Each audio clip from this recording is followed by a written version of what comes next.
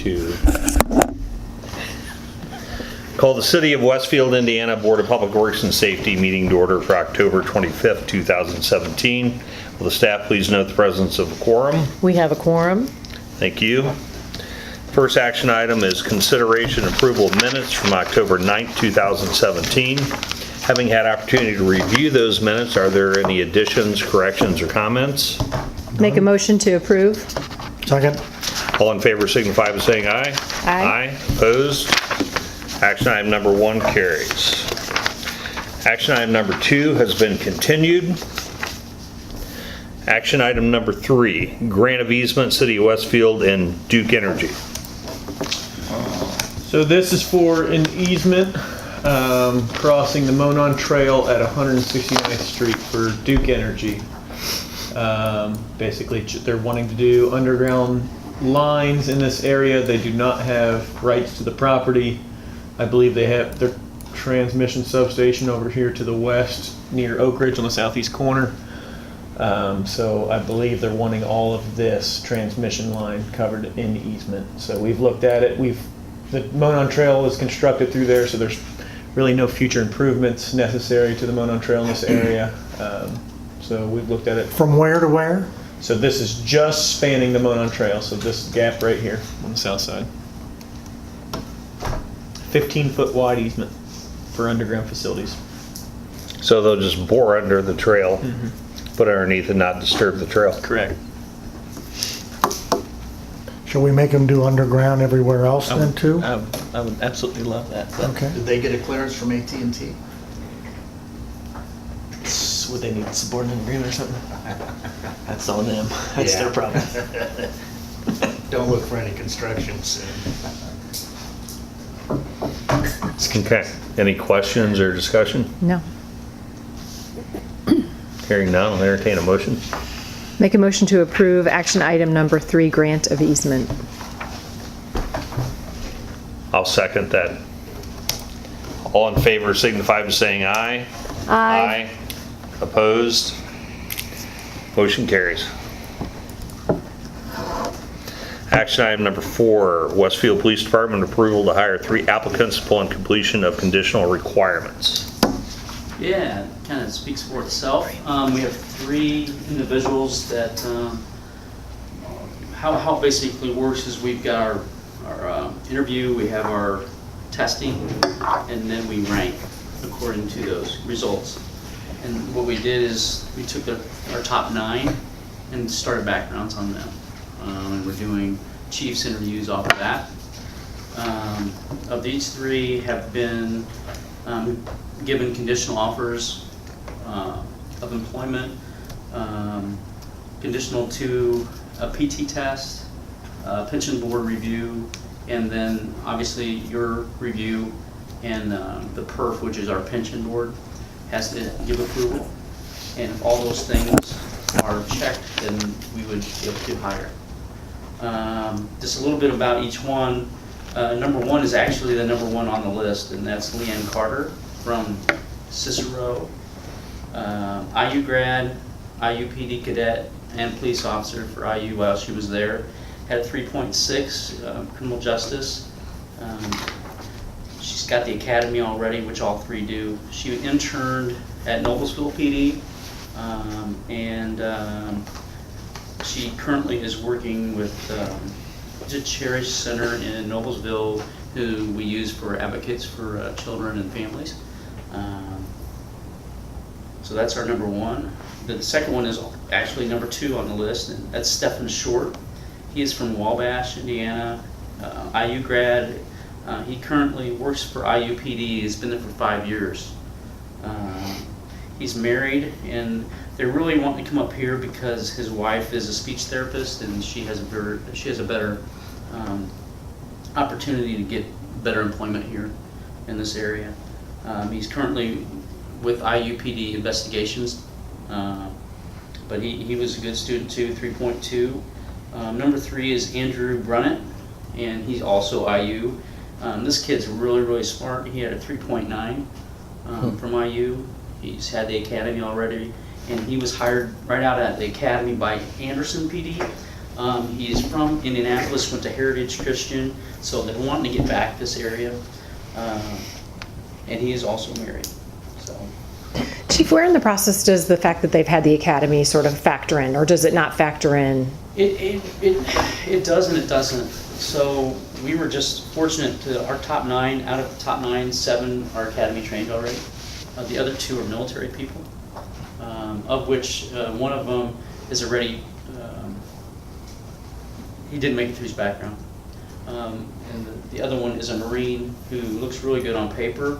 He's not even able to get out of the Marines until later part of 18, so he really doesn't fit in right now. So everybody else is academy trained. The list is really, I talked a little bit last time, but the list is, the applicants were less, but the quality is still there. And you keep that list for, right? So if we do hire the top 3, then you keep that list for a while before Yeah, you. we're right. actually still interviewing people because we're hiring 5 by hopefully January. So I'll be coming to you for 2 more names soon. But we'll keep that list probably till, we'll keep it for 18 months generally. So if you hire 5 by January, how many new positions is that? I mean, 4. adding 4 to your roster. Right, that'd be 2 for this year because we waited to hire.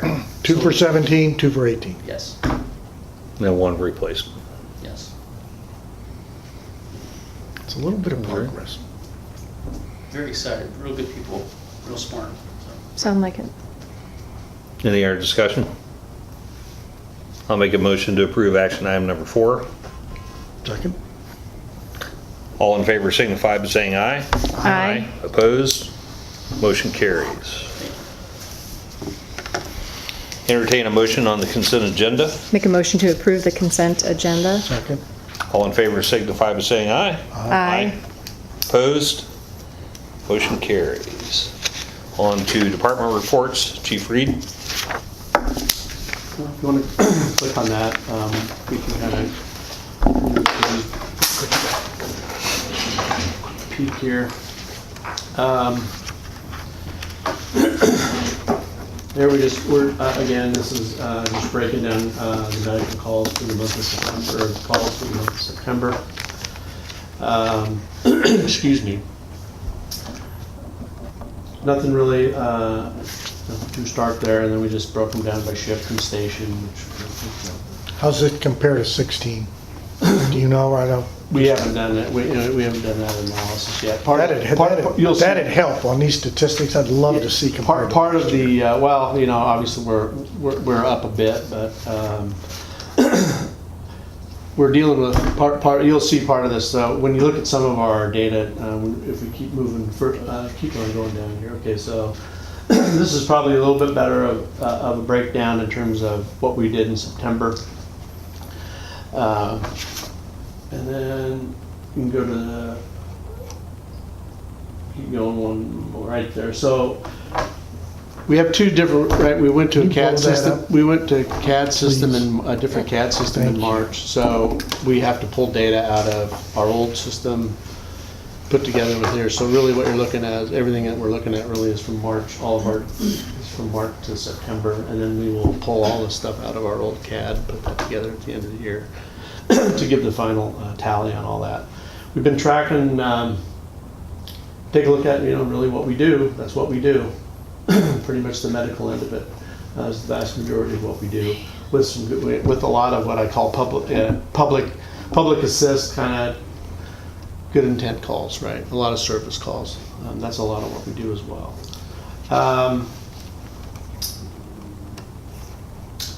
Next one, we're tracking our Grand Park data as things become to get busier, because we know that we're really going to be as the whole Colts process kind of comes into fruition. One of the things that we recognize is that the clientele that we have out there today that are going out there do not create a huge call demand. Just in terms of, if you think of these are all people with probably a lot more disposable income to be traveling all over the country with their kids to play sports and to do all that. So that's a segment of the population that is what it is. we're tracking this because we think that as you bring the Colts in, that's gonna be a different demographic of people coming in and what that's all about. So we'll be very kind of interested to see what that does long-term in comparison to what it has been doing. Obviously, the more events that we have out there, then the more calls that we have as a general rule. Care facilities, this is we have September, and then down below you have the care facility stuff year to date, which is probably the more important one. So go ahead and scroll down one more. There we are. So those are all, we track these. The thing that we want to look at on these is these are double-edged swords, right? In terms of, do they pay in terms of transport and generate revenue, or do they not? So we track that really closely. And? They pay, for the most part, they pay pretty well. Okay. One thing I've noticed that's bothered me in the last, I'd say 2 months, I'm seeing more and more calls to these facilities, and the incident is falls. Right. More and more falls. Is this because they're not caring for them correctly, or, I mean, you probably can't answer that, Well, but it just makes me wonder why all of a sudden Yeah. we see in this peak. We don't have the answer to that. As we begin to cull through our stuff, we send Chief Hensley out there if there are some really what we would say, and that's generally what happens is we ask our people to make a note and send a note to him if there's something that's pretty egregious going on or lack of people paying attention. A lot of the falls, for the most part, are it sounds like from what the data that we've seen, a lot of that stuff is just people getting up to get around, and what we're trying to do is identify trip hazards and stuff like that to reduce the amount of those. Part of this is just nature of the beast. But it seems like it's increased a lot. And of course, That part I can't speak to that. 'Cause we 6 or 7 years ago, we only had 2 of those facilities. So it's greatly changed. Yeah, and we're actually developing, and we're in the next little bit, we're going to start putting together. We actually have developed a formula for some of this stuff. The rule of thumb on any kind of care facility like these, Copper Trace, Kindred Transitional, those kinds of things, the rule of thumb is per bed is what that generates annually per year. So if it's a 200-bed facility, 100-bed facility is going to generate 100 calls a year, as a rule of thumb. We're putting a formula together to probably get that a little bit more accurate. And we're going to do the same thing for what we already know. What I want to say intuitively is, you can put a subdivision in, and that really doesn't have an impact in terms of your medical or your fire calls. It's these kinds of facilities and some of the other facilities that generate those, and we actually have a way to begin to predict that down the road. Does Medicaid reimburse? Yes, that's mostly what we're getting there is Medicare. It's Medicare and Medicaid? there are some private insurances that go along with that. What? Question? It's an ongoing conversation that you and I've had more around police, but it's applicable to fire as well. In 15, you had this many runs. In 16, you had this many runs. 17, you had this many runs. How do you factor in the growth in population, A, but the point that the chief raised, how do you factor in the growth at Grand Park, the addition of new facilities like this one, right? So how do we put those numbers in a way that's not just in 15 it was 7 runs and in 17 it's 242 without any sort of outside data? That number could be pulled out and would not be reflective of what we're trying to accomplish, right? Well, that's where we have to rely on our chief to help We're, us. It's just like, before you answer, it's just like, I had a big question for him the other day about Riverview Hospital. My gosh, are you gonna have to buy a new engine that goes, ladder that goes up? And his answer was interesting in that these things are, virtually fireproof, as new as they are. And for these high-rise buildings where we do have fire alarms, which we see frequently, the false alarms are something like 99%. Yeah. So even though, my point is, even though we have these additions, it doesn't necessarily add to his load. Right, but that would add to his load. Yes, Colts would likely add to his load. How do we factor those numbers? Riverview's another great example. There's going to be activity around that. Well, how we do. I don't know. What we do is a thing, it's a thing. Council question. It's a thing called unit hour utilization. So what I can tell is that we're not even remotely close to getting our people at a maximum rate. that's what we want to know. And so we track how busy each unit is. And that includes, when you think about like just a typical call, the way a typical call probably goes is it's from the patient transport or patient assessment care piece to transport and then the report. Let's just say, as an example, breaks down to about, it usually breaks down to somewhere between an hour per call, just as a ballpark figure. So it's really about how many calls you have within a 24-hour perspective. We measure all that to make sure that we're, if we had people who were, if our unit hour utilization was pretty close to 1 for a 24-hour period, we'd be working our people way past that. So we aren't even remotely. So you close to watch that. Yes. So today's Wednesday. That includes everything, right? That also Yeah. includes, when we talk about a unit hour utilization, it's not just calls. It's all the training components, it's the checkout pieces, it's how busy they are in that 24-hour period. Your calls for service, Monday we had 1, 2, 3, 4, 5, 6, 7, 8. Let me look. Yesterday you had 1, Yesterday I wasn't too busy. and today we've had 1, 2, 3, 4, 5? 4, I count? Okay. 5. So it varies a lot. I see 2 of those in the last 2 One of days. them, one we Were falls. Mutual aid in Noblesville. Yeah, I guess you can't count So- those, so. Anyway, we're paying attention to it, and I'll bring in the unit hour next month. I can bring in that unit hour utilization model and show you what we do and how we track all of that. That's really pretty much. I think that those are the key components. Good. We have recruits. We have 2 recruits. I think the thing to talk about there, along the lines of what Chief Rush was talking about. We had 3 recruits in our academy. That is to end they'll be out of that academy in December. We brought them on in July. So that talks about, and when you bring in entry-level people, that's the time span that it takes to actually, and we won't even really be able to, once we get out of there, there'll be a short period of time where we bring them in and kind of give them the Westfield way, and then they're actually on the rigs and doing their thing. So it's about 36 weeks when you talk about it from start to finish before they're actually a part of the everyday activity of your organization. We lost one of our recruits to IFD, which is, this is stuff that happens. There's not much to say about that. Sad to lose him, but anyway, we'll end up with 2 finishing our academy, and we shouldn't have too much of a problem. That is going to be a component that you're going to have when you sit next to a large metropolitan area. Is that Do they pay more? that part I couldn't tell you that. They might on paper. I don't know what their overall compensation package is, and then the other part of it is, how much of that.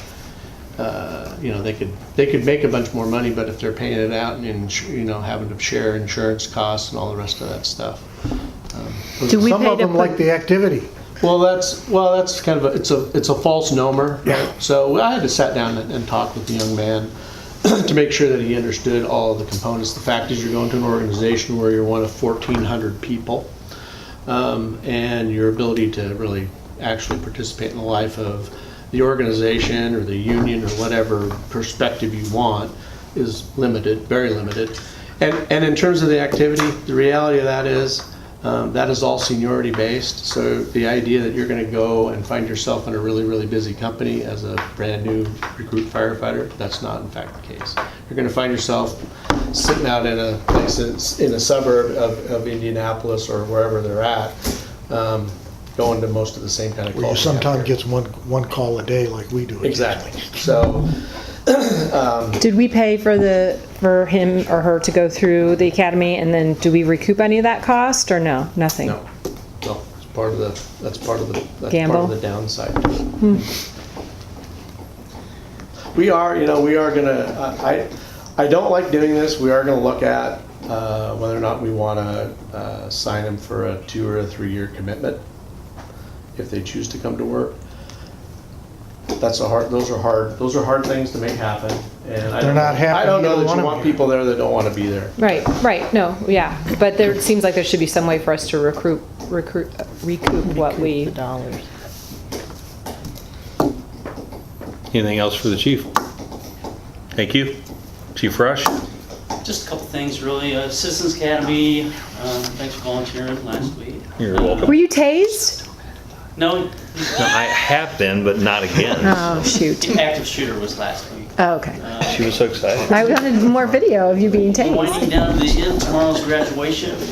We're having a dinner for them in Grand Park tomorrow. Very smart to have Anna in the class, very smart. Yeah, that worked out pretty good. Yes, it did. Having what? Having Anna in the class. Oh. She's writing about it, every Each month. time, yeah. Very smart.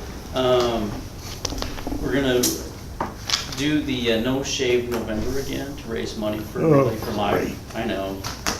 I don't like it either, but they love it. The officers love it, so.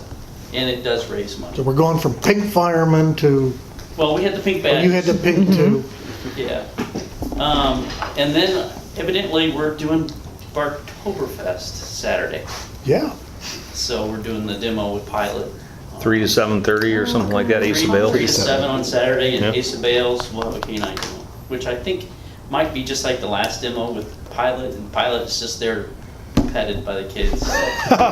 It was- That's valuable. It gets overstimulated because on one side he had hot dog booth, on this side he had kids playing with a ball, and he's the golden retriever. So he just sat there and drooled the whole time, He right? just, Yeah, he's not an attack you get dog. petted by all the Like a kids. player. Could eat like a player. Drug dog, yeah. So anyway. There could be a Everything's going good. spontaneous drug arrest or something at Barktoberfest that could be interesting. You never know. It's possible. Bart Total. Don't go Wayne Holden. If you're a dog lover, it sounds like a good time. Sounds like fun. Anything for Chief Rush? All right, thank you. Public Works report. Ours will be pretty brief here. 186 in Spring Mill Roundabout, just, we'll be having a closure here on Monday for construction of that roundabout. Finally. So the Finally. signs are up, but it's still open? It's still open, yep. Thank you. 30th is the date, tentative date for closure. Thank you. And it's behind schedule. It's well behind schedule. We had some Hence my vote on a preceding item. We've got another project under construction right now, the Ditch Road Harmony Roundabout. That'll be wrapping up hopefully in the next, I'd say 2 weeks. Could be less. We'll see how the weather treats us here in the next week or so. Town Road from 156 to 166 will be starting construction here very soon. So no closures or anything on that one. Ever? There will be at some point, probably in the spring. Yep, there's going to be some box culverts that are going to require closures. And the last thing is gearing up for snow season. We've got a new brine maker out there. We've tested it. Everything's looking pretty good. We'll have some new equipment coming in mid-November. So Do you use it yet? Did you brine it yet? I think the guys went out and did some brining. They made a batch. Yep. So we're waiting on the outfitted truck to get here in mid-November to really apply it. But Will it have the beet juice and be green when it comes out? that's a valid question. I have Okay, no idea. all right. Not beet juice. No beet juice? No No beet beet juice? It's a Spring Mill salt. 186, that's a 45-day project. Yes. Is that to complete it? Yep. Really? Yep. Okay. So they've done everything that they can do prior to shutting down, and then, Finally. that's a fast one, good. That is fast. Yeah. So that's all weather dependent. So I know Mayor doesn't like to hear that word, but That's pray for no fast. rain. We'll be all right. Is it because it's offset? It's just a straightforward, it's a small Is it- project, yeah.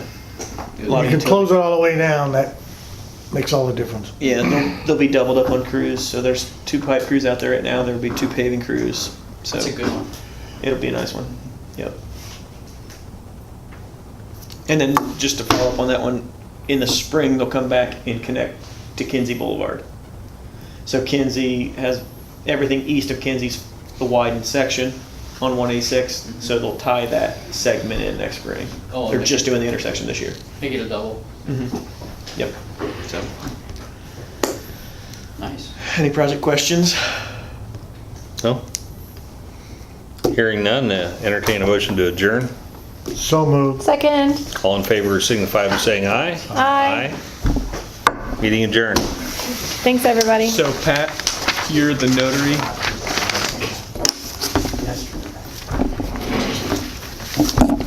How's it?